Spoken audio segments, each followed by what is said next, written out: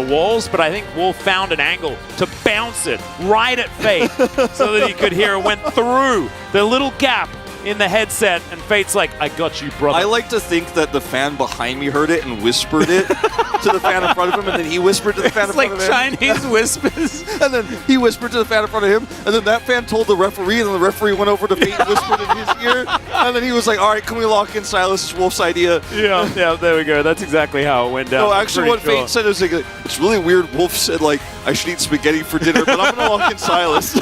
Yeah. And why are we microwaving this composition from 16 years ago? Oh, God. It's definitely gone bad. Although, kind of hasn't. This T1 composition, whilst extraordinarily boring, has been adjusted beautifully. And that is Rascal picking the Renekton skin of T1. So that is fun. That is interesting. That's kind of cool. Yeah.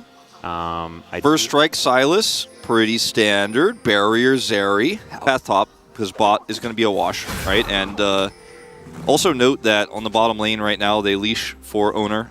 So, and this is known. I'm pretty sure that was Rascal pressing W and then not finding an auto attack, which is a bit sad.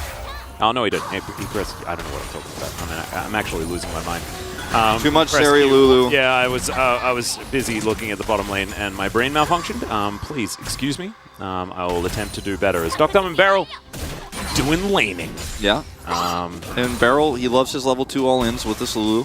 You know, this is obviously predicted by T1 that Krako's going to path topside here. Owner's going to get scouted. Like, these teams know so well what the other is trying to do, although this, unfortunately, does miss. Oh, this is Owner lurking off to the side. We know that he is up here. And there he comes as they don't actually aggro the turret. That's so important as Rascal going to slice. And then look for Owner here. Spins around a little bit. Azaeus is going to opt into this one. Flash has to be used quite early because Faker has the inside track. Bolt Breaker not going to quite find it here as Owner gets slowed down, but there's the flash to come forward, and Croco has to flash as well. Over goes Faker though, as Croco is going to be taken out, but can Faker survive? The answer's no, as Rascal is going to pick up second blood. Owner now looking for even more as they go 1-for-1, but T1 gets the first blood gold. Yeah. First blood gold going over to T1 here, but I think I actually like this situation. This is the one that really wants to rush it out. Yeah, true. However, he's now against First Blood Zia, which is a little bit sad. Dom also struggling as the heal has to be used. Gumayusi trying to fight this one as Beryl slowed down. Carrier standing his ground as Croco comes in. Gumayusi just wanting to get a kill before he's taken out as the flash going to be utilized. And Croco, does he have the Winter's Wrath? Extendo Beam comes forward. Permafrost trying to get this one done as Owner is going to turn up. No way! Gumayusi somehow survives! 6 health! That is absurd. Look at his face. He's grinning. Now, Faker does not have Flash here. So remember, this is where the Silas can turn this matchup around if he actually gets a really nice Impersified steal. Yeah. Like, this is what he's looking for right now. Yep. It's level 6. They're going to come in as Croco's moving over yet again. Surely it's not going to go wrong this time as Faker is close enough to his turret. So it does. But Croco is going to be able to steal away the red. So little advantages here picked up for DRX, but Owner not going to be too bothered by that. Carrier moving in, Owner looking to clear out vision and grab this where he can. Bubble is going to connect, and oh, Beryl. We've seen this one before, and he is going to fall down. Croco moving on over, does have the Glacial Prison, but without the Lulu, not going to be able to fight this one 2v3. Yeah, level 6 timing coming over here for Owner, but it doesn't even matter. If you hit that bubble, Beryl is dead. You have the Dirk, you know, early in this game as Guma, so you have that extra damage. The Lulu's just not going to be able to compete. Didn't have Flash. Croco is trying his best to hover here and make sure that no dive is possible, but he doesn't have any agency otherwise here, unfortunately, especially with Guma having Cleanse. Yeah, and this is a 3v3, but Beryl doesn't have a lot of his health bar left. He does have Wild Growth, so if they try and go for a dive, it's dangerous. As Beryl caught once again in a bubble, the heal's not going to be enough. He dies with Wild Growth up in the CC from the bubble as Carrier is running this bottom lane. Yeah, this is why, you know, Croco needs to be here, but also Beryl, you had flashback up. If you dodge that, it's a different scenario. You know, you could flash back there, and even if you get hit by the tidal wave afterwards, you're fine. You've got Wild Growth, and you should be able to help out, but fortunately does die here a second time, and T1 just running this map now. And Faker, you know, we talked about the early Oblivion Orb. Fate missed his opportunity with Flash Advantage to go for the ult. Remember, he didn't get, as you mentioned, the Herald drop in mid. Still gets the whole turret, so he can set up that extra prio so early to start this Herald ASAP, and that's exactly what they're looking for here. Now he's ready in position with Empress Divide and Flash. Yep.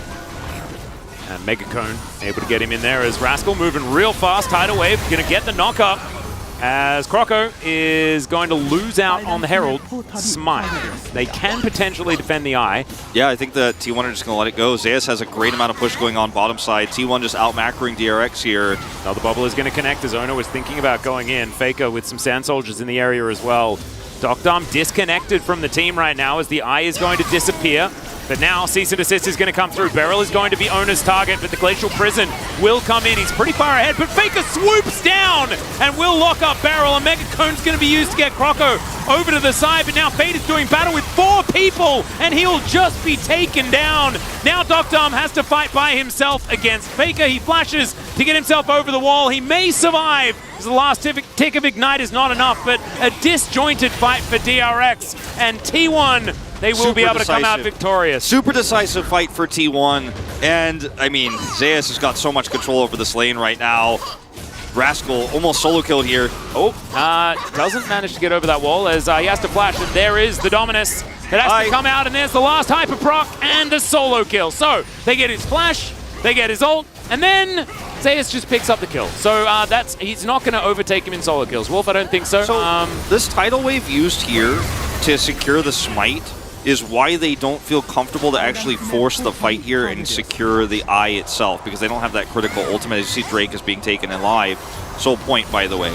And this chase here, as the disjointed Renekton has to go to defend, is the numbers advantage goes to T1. Duckdom isn't here. He's forced out in mid. And they actually know with this Viol, there's a blast plant here, and he's so close to actually sending Beryl to his team. I think that was the initial idea with this play from Owner, and then they still get the Emperor's Divide because Faker is just fast to collapse, and then with the Vi ultimate stolen, Fate wants to escape here, realizes it's futile.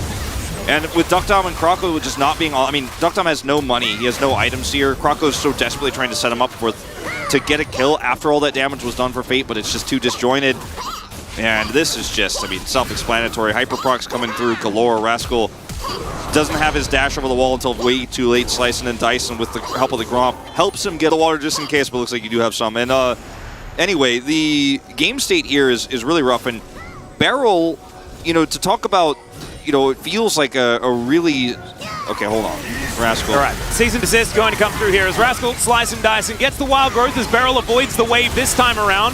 Good polymorph, but Beryl is, yeah, not a lot of options, and the Crocodile's still dead. Double kill for Gumayushi. 3-0-3 now for him as Zeus is taking down inner turrets in the bottom lane, and T1, it's starting to feel like one of those games where it feels like T1 has 10 players and their opponent has 5, right? Yeah, I mean, it's an 8,000, nearly 9,000 gold lead here. Yeah. And they can start Baron on spawn as they do. This is the T1 way. It is. If T1 isn't doing Baron right at 20 minutes, that's when you know, like, it's not the game they're looking for, because this is just what they do.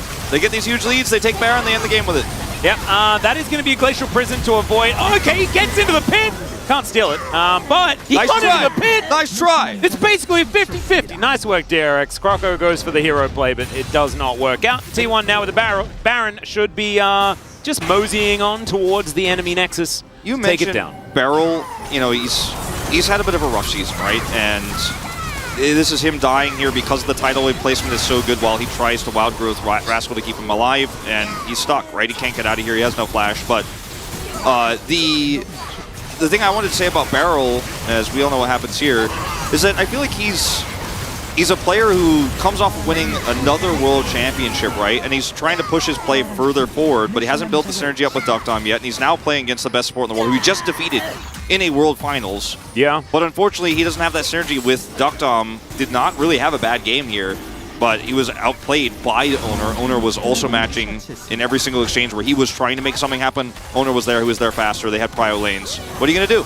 Yeah, Rascal is also behind 50 CS now as he was up a kill as Fate comes in with a Gnar ultimate. Does go golden in the end with his newly built Zhonya's. Flash does come through as Emperor's Divide over the wall inside the enemy base as Faker just mops the floor with him. I think Faker's got something to do later tonight because he wants this game over, and I think he's going to get his wish. Generally, when the Demon King asks, everybody else is going to respond with yes, sir, and they are going to take down these Nexus turrets. T1, 24 minutes making short work of DRX in this one.